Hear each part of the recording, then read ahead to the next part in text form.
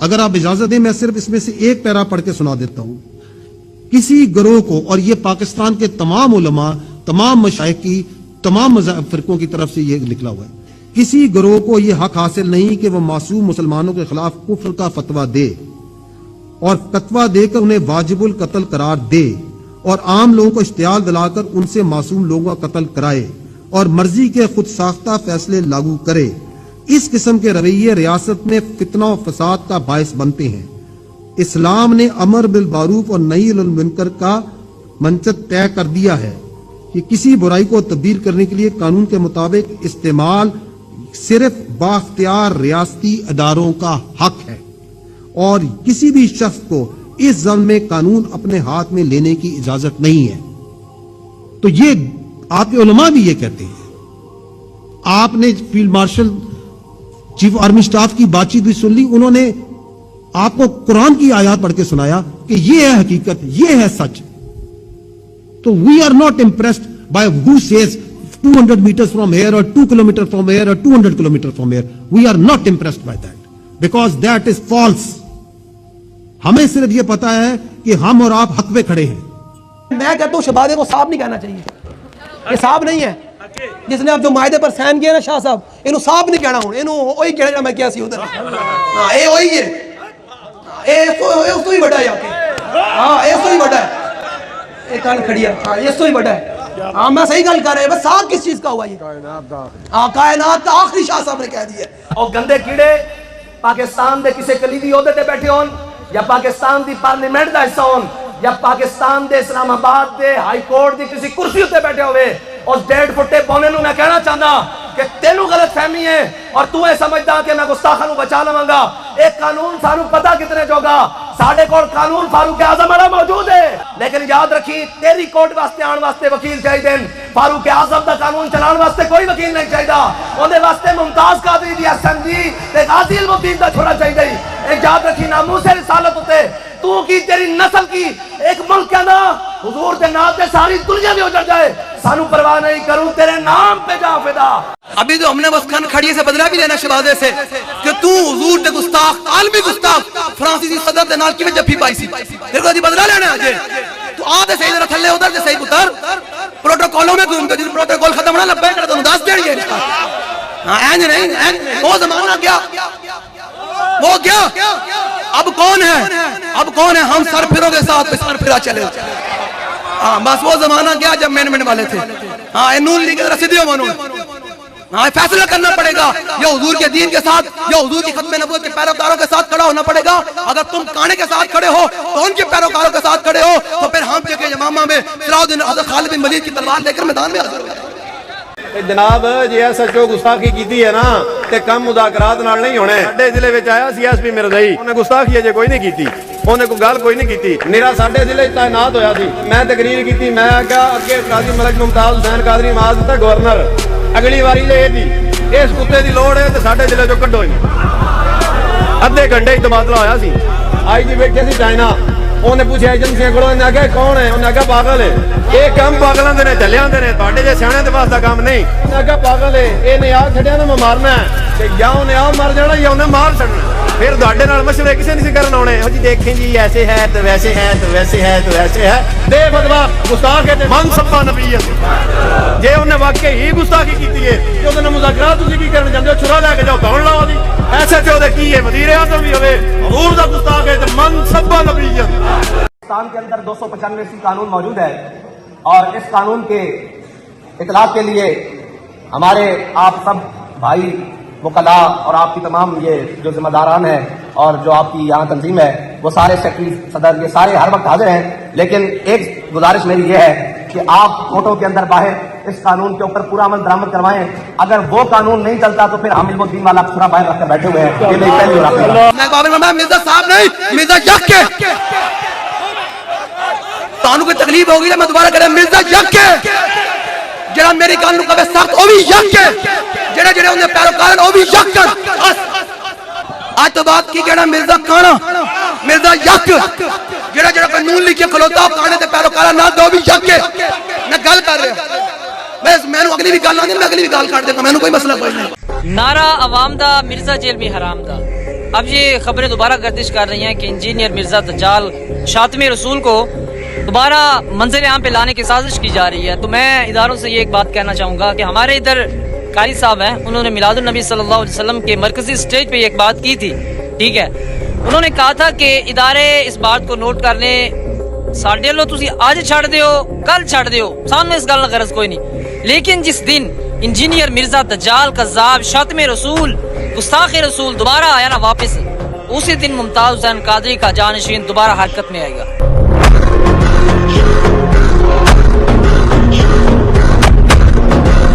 اور مجھے بتا رہے تھے رفاقہ صاحب کہ یہ رانے تنویر کا یہاں یہ حلقہ ہے. میں کہا رانے آپ تیرے میں گل کرن آیا, میں تینوں سچی دس بالکل میں تیرے بارے گڈی وچ بیٹھ کے بدعا کردا رہا کہ پتہ تو بچنا کوئی نہیں ہن.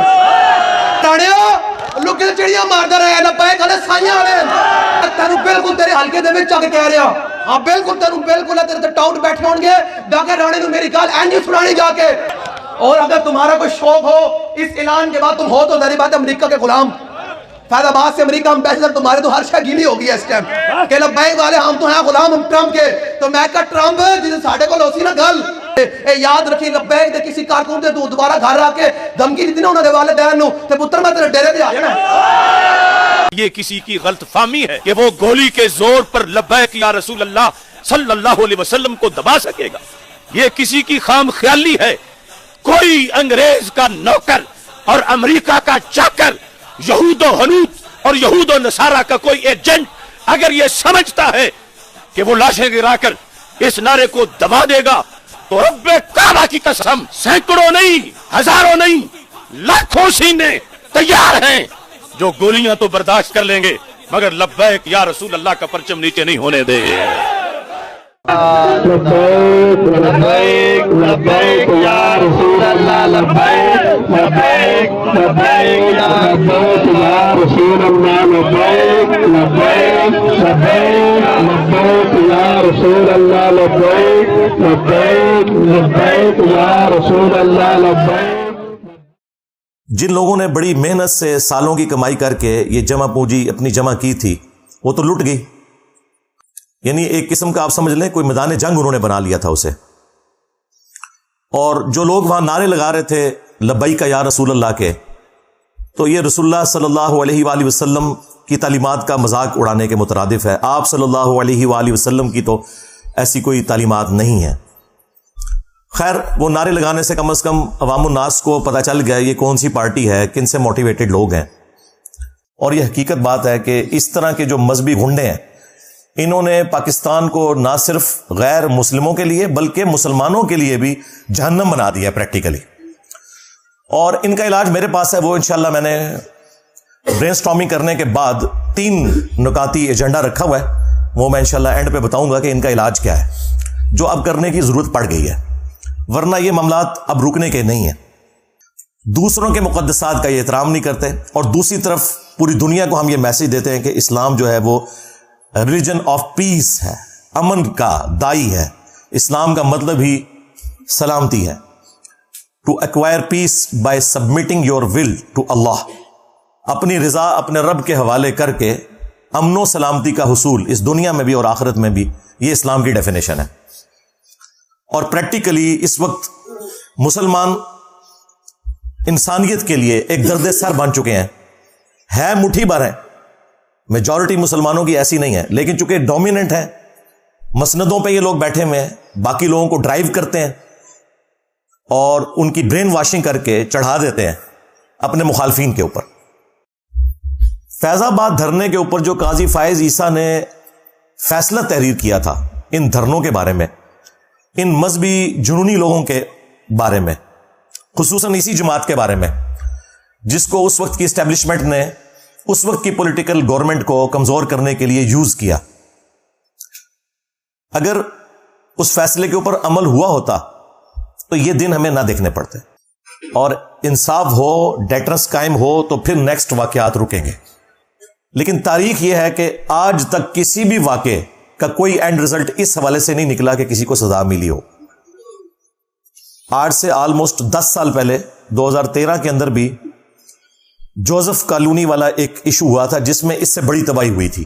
1000 کے قریب घर जल गए थे। उसमें 115 बंदे फाइनल नॉमिनेट हुए थे, साबित भी हो गया कि ये लोग शामिल थे, लेकिन बड़ी अदालतों में जाके वो छूट गए इस वजह से कि उनके मुखालफीन जो है उन्होंने जो शवाहिद वाला मामला है उसमें जाके कमजोरी दिखाई। ज़ाहिर है सबको अपनी जान अजीज है, उन्होंने फिर उन मुजरिमीन को पहचानने से इनकार कर दिया जो कि वाकई मुजरिमीन थे। मेरा ख्याल है कि आज के इस मॉडर्न दौर के अंदर जब सीसीटीवी कैमरा के अंदर सब कुछ रिकॉर्डिंग मौजूद है और आप नादरा के ऑनलाइन रिकॉर्ड के जरिए बिल्कुल स्पेसिफाई कर सकते हैं कि कल्प्रेट कौन है, तो ये शवाहिद वाला मामला छोड़ें, अब तो इससे बात आगे जा चुकी है। अगर कोई शख्स गवाही से पीछे भी हट जाए तो स्टेट का काम है कि फ्रंट से लीड करे और मुजरिमीन को सजा दे। तो वो 115 लोग बाइज्जत रहा हो गए, तो मुझे बताएं जब वो रहा हुए हैं तो फिर दोबारा जब उनको मौका मिलेगा तो दोबारा वो अपनी जन्नत पक्की करवाने के लिए इस किस्म की एक्टिविटी परफॉर्म करेंगे। इस एक वाक़े की हीट सालों तक हम महसूस करेंगे। मेरा ख्याल है जिस तरह 9 मई को सीरियस लिया पाकिस्तान की फौज ने, उससे ज्यादा सीरियस इस इशू को लेना चाहिए, अदरवाइज ये मुल्क तबाही की तरफ जा रहा है। और दूसरी तरफ हम जो है वो अल्लाह और उसके महबूब सल्लल्लाहु अलैहि वसल्लम के साथ वफादारी का दम भरते हैं और हमारे करतूत ये हैं। इस्लाम ने तो इंसानियत का सबक दिया। अब आ जाए आखिर में जो मैंने 3 नकाती एजेंडा ब्रेनस्टॉर्मिंग करके बड़ा सोच के तैयार किया है। हो सकता है कि बाद लोगों को वो बुरा भी लगे, इसलिए मैं उसको बयान करने से पहले आपसे रिक्वेस्ट करूंगा, सल्लु अला मुहम्मद व आलि मुहम्मद, अल्लाहुम्मा सल्लि अला मुहम्मद व अला आलि मुहम्मद व अस्हाबि मुहम्मद व अज़वाजि मुहम्मद व उम्मति मुहम्मद अजमईन इला यौमिद्दीन। इल्मी पॉइंट नंबर 1, या आप कह लें कि काउंटर नैरेटिव का जो पॉइंट नंबर 1 वो है फौरी इंसाफ। जब तक फौरी इंसाफ नहीं होगा, ना सिर्फ इस मामले में बल्कि आज तक जितने भी इस तरह के एक्स्ट्रा जुडिशियल मामलात हुए और उनमें मुजरिमीन आइडेंटिफाई हुए, उनको सजाएं नहीं दी जाएंगी, तब तक मुस्तकबिल में कभी भी डेटरेंस नहीं होगी।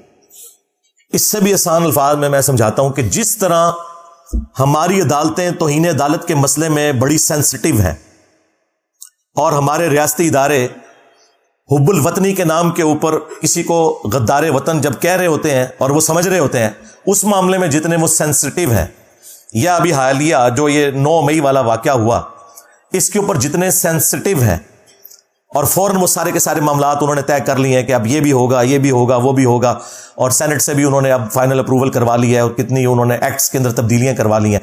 इसी तरह के मामलात जब तक ये मजहबी गुंडों के लिए नहीं होते ना, जिन्होंने पाकिस्तान को जहन्नम बना दिया प्रैक्टिकली, मुसलमानों के लिए भी और गैर मुस्लिम्स के लिए भी, इस मामले में से कुछ भी नहीं निकलने वाला। और ये जो थोड़ी बहुत आपको पॉलिसी का शिफ्ट भी पिछले कुछ सालों में नजर आया ना, इसमें भी हमारे रियासती इदारों का इस हवाले से कोई प्लान नहीं था कि उन्होंने ये काम करना है। वो उसी तरीके से चल रहे थे कि मौलवियों को उन्होंने भर्ती किया हुआ था, नॉन स्टेट एक्टर्स को अपने मकासद के लिए यूज करते थे, और फिर मौलवी इनका भी काम करते थे और अपना भी काम निकालते थे। और ये बातें मैं उस वक्त से कर रहा हूं जब इन्होंने गोद लिया हुआ था। उस वक्त को बात करना भी एक बड़ी दिलेरी का काम था। आज तो ये खुद कह रहे हैं कि जी ये हमारे गाटे फिट हो गए, लेकिन इनको उस वक्त हमारी बात नहीं समझ आई। मेरी 2012-13 की वीडियोस यूट्यूब पे अपलोड है, नीचे अपलोडिंग डेट भी आ जाएगी, मैं उस वक्त क्या बातें कर रहा था। आज भी इनको अकल नहीं आनी थी अगर FATF हाफिज़हुल्लाह ताला ना होता, हां, और इनके चंदे बंद ना होते जो बाहर से फंड लेते हैं, तो कभी भी इन्होंने अपनी इस्लाह नहीं करनी थी। ये जो ज़रबे अज़्ब या रद्दुल फसाद, ये जो फौजी ऑपरेशंस हैं, ये कोरोलरीज हैं, ये बच्चे हैं। असल मसला वो हुआ है FATF वाला। अगर वो ना होता तो आज हमें इसकी होश ही को नहीं थी आनी। तो जब तक फौरी इंसाफ नहीं होगा, जिस तरह के अपने मामलात में फौरन मीडिया को भी कंट्रोल में करते हैं, सहाफियों को भी पकड़ लेते हैं, एहतजाज करने वालों को भी पकड़ लेते हैं और मुकदमात उनके ऊपर बना के आगे मामलात को लेकर चलते हैं, जब तक इस तरह का स्पीडी ट्रायल ان مذہبی گنڈوں کا نہیں ہوتا کچھ بھی نہیں نکلے گا. علمی پوائنٹ نمبر 2 یا کاؤنٹر نیریٹو کا پوائنٹ نمبر 2, میں نے ایک ٹرم اس حوالے سے انٹروڈیوس کی ہے کہ ابھی تک جو فوجی آپریشنز تھے نا, جو بڑے دو ہوئے FATF کی وجہ سے, ضرب عصب اور رد الفساد, اب ایک اور فوجی آپریشن لانچ ہونا چاہیے, اس کا نام ہونا چاہیے رد النفاق, کیونکہ یہ بیسیکلی جو مذہبی دہشت گرد ہے نا, یہ منافق ہے عملاً. عقیدے میں چلے ہم ان کے کلمے کا احترام کرتے ہیں, عملاً یہ منافق ہیں, اور ان منافقین کے رد کے لیے ایک آپریشن لانچ ہونا چاہیے رد النفاق. اس کا نام رکھیں رد النفاق, جس نے رد الفساد رکھا تھا نا انہوں نے, رد النفاق. جو اس طرح کے منافقین ہیں جو اسلام کی صفوں میں گھسے ہوئے ہیں, خواہ وہ مسلمان بن کے ہیں یا جس طریقے سے بھی, ان کے خلاف آپریشن ہونا چاہیے. اور اس کے لیے کیا کیا جائے, اس میں اس قسم کے جتنے بڑے بڑے لوگ ہیں ان سے گن پوائنٹ کے اوپر اس طرح کے تمام ماضی کے جو واقعات ہیں یا جو یہ حالیہ واقعہ ہوا, اس کی مذمت کروائی جائے. یعنی کہ آپ کی لینگویج میں پریس کانفرنس کروائی جائے. ہاں, اور سمجھ آئے گی. جس طرح 9 مئی کے بعد پریس کانفرنسز کروائی گئی ہیں نا, یہ صرف سافٹ ٹارگٹ پولیٹیشنز ہی ہوتے ہیں کہ ان سے آپ پریس کانفرنسز کروا لیتے ہیں. مولوی تو کوئی آپ کے قابو نہیں آتا. میں نے تو کوئی اس قسم کا گنڈا مولوی نہیں دیکھا جس نے کبھی دبے الفاظ میں بھی مذمت کی ہو. تو اس کا مطلب یہ ہے کہ رد النفاق ضروری ہے. میں کہتا ہوں اس کے اوپر اب سوشل میڈیا کے اوپر کمپین چلنی چاہیے کہ آپریشن رد النفاق لانچ کیا جائے. ان گنڈے مولویوں کو ان سے پریس کانفرنسز کروائی جائیں, جتنی بھی دہشت گرد تنظیمیں ہیں اس قسم کی مذہب کے نام کے اوپر, ان سے لا کر بیان دلوائے جائیں اور وہ اس کی مذمت کریں. اور ساتھ ہی ساتھ جو شریف النفس قسم کے علماء ہیں جن کے ڈنگ نکلے ہوئے ہیں یا ہے ہی نہیں بیچاروں کے, ممی ڈیڈی قسم کے, جس طرح مولانا طارق جمیل صاحب, مفتی تقی عثمانی صاحب, مفتی منیب الرحمان صاحب, ثاقب رضا مصطفی, اس قسم کے جو لوگ ہیں نا, ان لوگوں کو جن کی فین فالوئنگ بہت زیادہ ہے, اس میں کوئی شک نہیں ہے, ان لوگوں کو فرنٹ پہ لا کے یہ تو بغیر کسی دھمکی کے بھی پریس کانفرنس کرنے کے لیے تیار ہو جائیں گے. شریف لوگ بیچارے, ہاں, خود وکٹم ہے انہی دہشت گرد تنظیموں کے یہ لوگ. ان سے کم از کم ان سے تو بیانات دلوائے جائیں ان لوگوں کے خلاف جنہوں نے یہ ایکٹیویٹی پرفارم کی. یہ رد النفاق کا پہلا حصہ ہے جو میں بیان کر رہا ہوں. اور دوسرا حصہ جو ہے نا وہ علمی پوائنٹ نمبر 3 ہے, جو کاؤنٹر نیریٹو کا تیسرا پوائنٹ ہے. یہ بھی میں آج آن ایئر پہلی دفعہ, اس کے لیے میں نے ٹرم سوچی میں کیا ڈیوائز کروں. آپ کو پتا ہے کہ یورپ کی ترقی کے پیچھے جو سب سے بڑی ایکٹیویٹی ہے نا, وہ یہ کہ انہوں نے علماء کو, جو ان کے پادری تھے, مولوی جن کو آپ کہہ لیں, ان سے جان چھڑا لی اور انہیں ایک ویٹیکن سٹی بنا کے دے دیا کہ جو کچھ تم نے کرنا ہے نا یہاں کرو بیٹھ کے. جب سے یہ ویٹیکن سٹی بنا ہے نا کرسچنز کا, اس دن سے یورپ نے ترقی کا آغاز کیا اور آج وہ دنیا کو لیڈ کر رہے ہیں. جب تک یہ مولوی تھا عذاب الہی بنا ہوا تھا ان کے لیے. اس کا آغاز تو ہوا فرینچ ریولوشن سے 1789 میں. آپ ذرا فرینچ ریولوشن کی تاریخ پڑھیں تو آپ کو پتا چلے گا یہ جو اس وقت دنیا میں آپ ڈیموکریسی کی بہاریں دیکھ رہے ہیں نا, میں اس ڈیموکریسی کے اس حصے کو تو غلط سمجھتا ہوں جس میں حلال اور حرام کا فیصلہ کثرت رائے سے ہو, لیکن میں بات کر رہا ہوں اس ڈیموکریسی کی جس میں آپ حلال و حرام کا فیصلہ قرآن و سنت سے کرتے ہیں, اور جو حلال کے دائرے کے اندر چیزیں وہ آپ کثرت رائے سے کرتے ہیں. بہرحال یہ جو برکات آج آپ دیکھ رہے ہیں نا, اس کا آغاز فرینچ ریولوشن سے ہوا ہے. اس سے پہلے انسانوں کے غلام تھے امپائرز کی شکل میں. نبی صلی اللہ علیہ وآلہ وسلم نے جو ریولوشن برپا کی خلافت راشدہ کے دور کے اندر, تو وہ بڑے اچھے طریقے سے چلی, لیکن بعد میں پھر ایک سپر پاور ہم بھی بن گئے اور بنو امیہ اور بنو عباس یہ بھی امپائرز کھڑی ہو گئی, اور پھر وہی سلسلے شروع ہو گئے جو رومنز کے تھے, پرشینز کے تھے. فرینچ ریولوشن جو آئی ہے اس نے پہلی دفعہ وہ آپ سمجھ لیں کلٹ توڑا.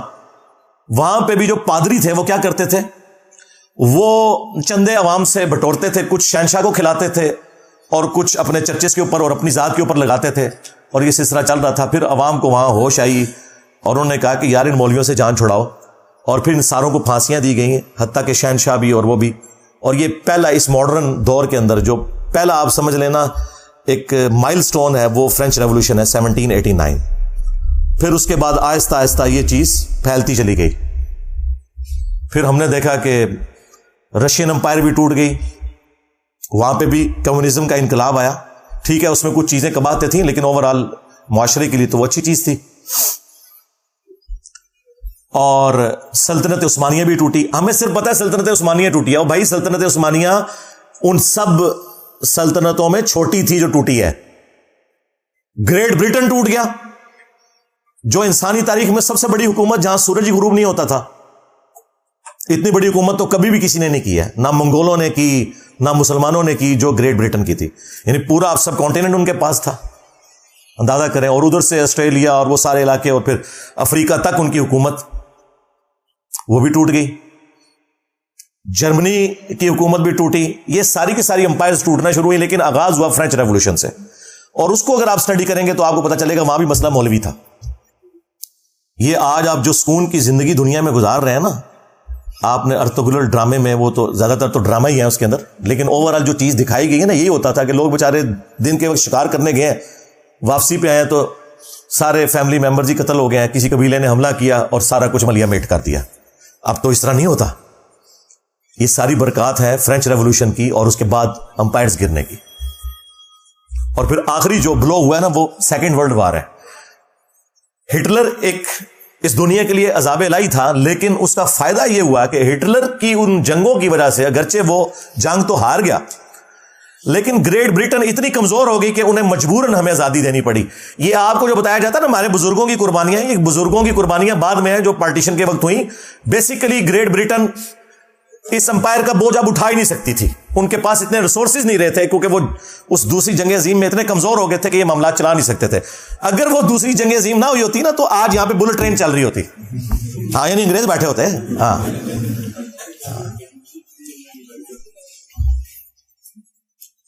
تو یہ سارے کے سارے جو معاملات ہوئے، تو میں نے وہ بات اس سے سٹارٹ کی تھی کہ یہ مولویوں کو جب انہوں نے نکالنا ترقی کی ہے، تو میرا یہ مطالبہ ہے، یہ کاؤنٹر نیریٹو میں پوائنٹ نمبر 3 ہے کہ ویٹیکن سٹی کے طرز کے اوپر ایٹ لیسٹ پاکستان میں ایک مولوی سٹی بنانا چاہیے. اس کا نام بھی مولوی سٹی ہو. اور یہ تو فخری اپنے آپ کو مولوی کہتے ہیں نا، مولوی بہت آنریبل لفظ ہے. ہمارا محبوب، ہمارا آقا مولانا، ہم نبی الاسلام کے لیے بھی درود شریف میں اللہم صلی علی سیدنا و مولانا استعمال کرتے ہیں. اللہ کے لیے بھی ہوتا ہے انت مولانا، لیکن وہ پھر اور معنوں میں ہو جائے گا، وہ تو الٹیمیٹ معنی ہے. لیکن یہاں پہ تو مولوی سٹی بنایا جائے جسٹ لائک ویٹیکن سٹی، اور اس طرح کے سارے مولوی وہاں پہ بھیج دیے جائیں. میں نہیں کہتا کہ انہیں اب پھانسی چڑھائیں، وہاں انہیں رکھیں، ساری فیسلٹیز دیں ان کو، اور جو جو بندہ اس کے لیے کوالیفائی کرتا ہے نا اسے وہاں پہ یہ رکھنا شروع کر دیں. اور آپ دیکھیں گے کچھ عرصہ تک تو یہ معاملات خراب رہیں گے، لیکن پھر بہتری آنا شروع ہو جائے گی. آج آپ کو جو ویٹیکن سٹی میں بیٹھے ہوئے پاپ اور اس کے جو ہواری ہیں ان کے اندر جو اتنی سادگی اور یہ چیزیں سب کچھ نظر آ رہی ہیں نا، اس وجہ سے کہ ڈنگ نکل گیا ہے. ورنہ یہ ساری صلیبی جنگیں مسلمانوں کے خلاف انہی مولویوں نے کی ہوئی تھی، پادریوں نے. یہ پوپ جو آج کل اتنے منکسر المزاج ہیں کہ وہ غریب لوگوں کے پاؤں دھو رہے ہوتے ہیں یہ بتانے کے لیے کہ ہمارے اندر کتنی عاجزی ہے، یہ وہ لوگ ہیں جنہوں نے صلیبی جنگیں کروائی ہوئی ہیں. پوری دنیا کا امن ان لوگوں نے برباد کیا ہے. خدا بھلا کرے جب یہ ویٹیکن سٹی بنا ہے نا، اس کے بعد سے یورپ نے ترقی کی اور دنیا میں سکون آیا. میں بھی یعنی اس وقت پریکٹیکلی تو آرمی چیف سے ہی کہوں گا، اس کی وجہ یہ ہے بدقسمتی ہے ہماری. یہ ساری باتیں تو ہمیں پرائم منسٹر سے کرنی چاہیے، لیکن ایک ریالٹی ہے کہ پاکستان میں فوج کی ایک پاور ہے، اور جو کو تھوڑی بہت آپ کو کچھ عرصہ پہلے کمزوری نظر آ رہی تھی تو وہ آپ نے دیکھا ہے وہ اب کس طریقے سے سامنے ہے. تو ٹھیک ہے، کوئی عوام کے لیے بھی سوچیں. اس وقت تو آرمی اتنی اسٹرانگ ہوئی ہے کہ جو سیاسی جماعتیں ہیں وہ بھی اب پیچھے ہٹی ہوئی ہیں، اور جو ایک کوئی جماعت تھی وہ اس کے بھی سارے لیڈرز انہوں نے گرفتار کر کے جو کچھ کر دیا. اس میں ان کا بھی قصور ہے، کیونکہ وہ لوگ خود پہلے یہی کچھ تھے. جس طرح نواز شریف صاحب جب تک نکالے نہیں گئے تھے اس وقت اسٹیبلشمنٹ کی گود میں تھے، جب نکالے گئے تو ووٹ کو عزت دو. عمران خان صاحب نے جو اپنے مخالفین کے ساتھ کیا اسٹیبلشمنٹ کے ساتھ مل کے، جو جو شرمناک حرکتیں کی، آج وہ بھگت رہے ہیں. ہم اس وقت بھی کہتے تھے کہ یہ آپ کے ساتھ بھی یہ کچھ ہوگا، اور میں نے اس وقت بھی کہا تھا، اس وقت ہم آپ کے لیے آواز اٹھائیں گے جس طرح آج آپ کے مخالفین کے لیے اٹھا رہے ہیں، اور الحمدللہ اٹھائی۔ بہرحال عمران خان صاحب بھی آج کل بڑے نظریاتی ہوئے ہیں، تو پریکٹیکلی اس وقت فورڈ ظاہر ڈرائیونگ سیٹ کے اوپر ہے، پہلے بھی تھی، اب تو بہت زیادہ آ گئی ہے، تو یہ نیکی کا کام کرتے ہیں۔ اور وہ فوری انصاف والا جو میں نے 3 پوائنٹس بتائے تھے، نمبر 1 فوری انصاف، نمبر 2 رد النفاق، یہ تو فوج کے کرنے کا کام ہے رد الفساد کی طرح، اور نمبر 3 مولوی سٹی کا قیام، ہاں فوراً سے پہلے عمل میں لایا جائے۔ یہ عوام کا درینہ مطالبہ ہے کہ ویٹیکن سٹی کے طرز کے اوپر ایک مولوی سٹی بنایا جائے۔ یار میں نہیں کہتا انہیں بلوچستان میں پھینکے، ویسے جگہ تو زیادہ وہاں ہے، اور قابل بھی اس جگہ کہیں گے، ہاں لیکن چلو ان کو ناردرن ایریا میں یار کوئی اچھی سی فیسلٹی دے دیں، وہاں پہ بھی کوئی نہ کوئی جگہ نکل آئے گی۔ اس قوم کی جان چھڑائے، انہوں نے جہنم بنا دیا ہے اس ملک کو، مسلمانوں کے لیے بھی اور غیر مسلموں کے لیے بھی، ٹھیک ہے۔ ہاں جو اچھے لوگ ہیں ہم ان کی تعریف کرتے ہیں، وہ تو ٹھیک ہے، ان کو رہنا چاہیے، لیکن جو اس قسم کے غنڈے ہیں ان سے عوام کی جان فوج ہی چھڑوا سکتی ہے۔ پھر ظاہر اس کے لیے آرمڈ کنفلکٹ ہوگا، یہ ذہن میں رکھیے گا، اتنی جلدی یہ لوگ اپنی جان نہیں چھوڑیں گے۔ اسلام کو بھی مجبوراً تلوار اٹھانی پڑی ہے، رومنز اور پرشینز کو اکھاڑنا کوئی آسان کام تھا، بدماش کو اپنی پوسٹ چھوڑتا ہے، اور اس طرح کا جو آرمڈ کنفلکٹ ہے وہ بالکل جائز ہے۔ بلکہ وہ اگلے دن آرمی چیف نے تقریر میں خوارج کی ٹرم استعمال کیا ہے مذہبی دہشت گردوں کے لیے، لیکن یہ بھی خوارج ہیں جن کو آپ اپنا ایسٹ سمجھے ہوئے ہیں، یہ بھی خوارج ہی ہیں، ہاں ان کو اپنا ایسٹ نہ آپ لوگ سمجھیں، یہ بھی مصیبت بنے ہوئے ہیں۔ یہ تو نہیں کہ جب اے پی ایس پہ حملہ ہوگا تو پھر ہی کوئی ایکٹیویٹی پرفارم ہوگی، یہ عوام کو تو کاٹ رہے ہیں اتنے عرصے سے۔ تو یہ مولوی سٹی کا قیام بہت زیادہ ضروری ہے، اور عام کنفلکٹ ہو تو ضرور ہو، آپریشن رد النفاق کے نام سے لانچ کیا جائے۔ اینڈ پہ میں پھر ریکویسٹ کروں گا کہ انصاف کا دامن تھاما جائے، اور فوراً سے پہلے کوئی اس معاملے میں حق کی آواز سننے کو ملے ہمارے بڑوں کی طرف سے، تو اس کے لیے میں پہلے ریکویسٹ کر رہا ہوں کہ آپ نے حق کے لیے، انصاف کے لیے کھڑے ہونا ہے عوام کے ساتھ۔ اور سورۃ المائدہ میں اللہ تعالیٰ نے یہاں تک فرمایا کہ اے ایمان والو، اللہ تعالیٰ کے لیے گواہی دیتے ہوئے انصاف کے لیے کھڑے ہو جاؤ، اور تمہیں کسی قوم کی دشمنی اس پر نہ ابھارے۔ وَلَا يَجْرِمَنَّكُمْ شَنَآنُ قَوْمٍ عَلَىٰ أَلَّا تَعْدِلُوا اعْدِلُوا هُوَ أَقْرَبُ لِلتَّقْوَىٰ۔ کسی قوم کی دشمنی تمہیں اس پر نہ ابھارے کہ تم انصاف کا راستہ چھوڑ دو، انصاف کرو، یہی تقوی کے قریب ہے۔ آپ نے یہ نہیں دیکھنا کہ اس میں اب رگڑا ہمارے مسلمان بھائیوں کو لگ رہا ہے، نہیں، رگڑا لگانا ہے، تب ہی آپ پاکستان کو ایک بہتر مستقبل دے سکتے ہیں۔ میں اس پہ اور بھی کافی دیر بول سکتا تھا، لیکن وہ پھر ویڈیو بہت لمبی ہو جائے گی، لیکن میں نے اتنی بات کی ہے کہ جو عوام الناس تک پہنچے اور بڑوں تک پہنچے، اور سوشل میڈیا کے ذریعے یہ آواز بلند ہو کہ اب پاکستان کو جو آپ لوگوں نے جہنم بنایا ہوا ہے، خدا کے لیے ان لوگوں سے ہماری جان ہمارے بڑے چھڑوائیں۔ اور کاؤنٹر نیریٹو بھی میں نے دے دیا ہے، یعنی لوگ کہتے ہیں کہ صرف لوگ چیختے ہیں، میں تو ہر کرٹیکل ٹاپک کے اوپر بولتا ہوں، پھر کاؤنٹر نیریٹو بھی اور اس کا سولوشن بھی دیتا ہوں۔ اینڈ پہ ہم دعا کرتے ہیں پاکستان کے لیے بالخصوص، اور باقی مسلم امت کے لیے بالعموم، اور باقی پوری انسانیت کے لیے بالعموم، کہ اللہ تعالیٰ اس دنیا کو رہنے کے قابل جگہ بنائے۔ اللہم انی اسألک بانک انت اللہ لا الہ الا انت الاحد الصمد الذي لم يلد ولم يولد ولم يكن له كفوا احد والهكم اله واحد لا الہ الا هو الرحمن الرحیم الف لام میم اللہ لا الہ الا هو الحی القیوم اللهم صل على محمد وعلى آل محمد اللهم ربنا آتنا في الدنيا حسنة وفي الآخرة حسنة وقنا عذاب النار ربنا آتنا من لدنك رحمة وهيئ لنا من أمرنا رشدا اللهم أحسن عاقبتنا في الأمور كلها وأجرنا من خزي الدنيا وعذاب الآخرة۔ اے اللہ، جن جن بھلائیوں کا سوال تیرے محبوب صلی اللہ علیہ وآلہ وسلم نے تجھ سے کیا، ہمارے حق میں، ہمارے ماں باپ کے حق میں، پوری امت کے حق میں قبول و منظور فرما۔ خصوص بالخصوص اے اللہ کشمیر میں، انڈیا میں، فلسطین میں، چائنا میں، افغانستان میں، شام میں، عراق میں، یمن میں، جہاں کہیں بھی مسلمان پاکستان کے اندر بھی کس پرسی کی زندگی گزار رہے ہیں، غیب سے ان کی عزت آبرو جان و مال کی حفاظت فرما۔ اے اللہ بالخصوص ہمارے ملک پاکستان کی خیر فرما، اسے اندرونی اور بیرونی خطرات سے محفوظ فرما، اسے رہنے کے قابل بنا، اے اللہ اسے ترقی عطا فرما، اور یہاں پر یہ جو مذہبی گنڈے ہم پر مسلط ہوئے ہیں، اے اللہ ان کے شر سے ہماری جان چھڑا، اور پاکستان کو مسلمانوں کے لیے بھی غیر مسلموں کے لیے بھی ایک امن کا گہوارہ بنا۔ اے اللہ حاضرین کے دلوں میں جو نیک اور جائز دعائیں ہیں قبول منظور فرما۔ اے اللہ جو مسلمان فوت ہو چکے ہیں ان کی مغفرت فرما، جو زندہ ہیں انہیں قبر و آخرت کی تیاری کرنے کی توفیق عطا فرما۔ اے اللہ تمام مسلمانوں کی تمام دینی دنیاوی جسمانی روحانی ظاہری باطنی پریشانیاں تکلیف مصیبتیں دکھ درد بیماریاں دشواریاں دور فرما۔ سبحان ربک رب العزت عما یصفون وسلام علی المرسلین والحمد للہ رب العالمین وصلی اللہ علی النبی الکریم وعلی آلہ واصحابہ اجمعین الی یوم الدین آمین۔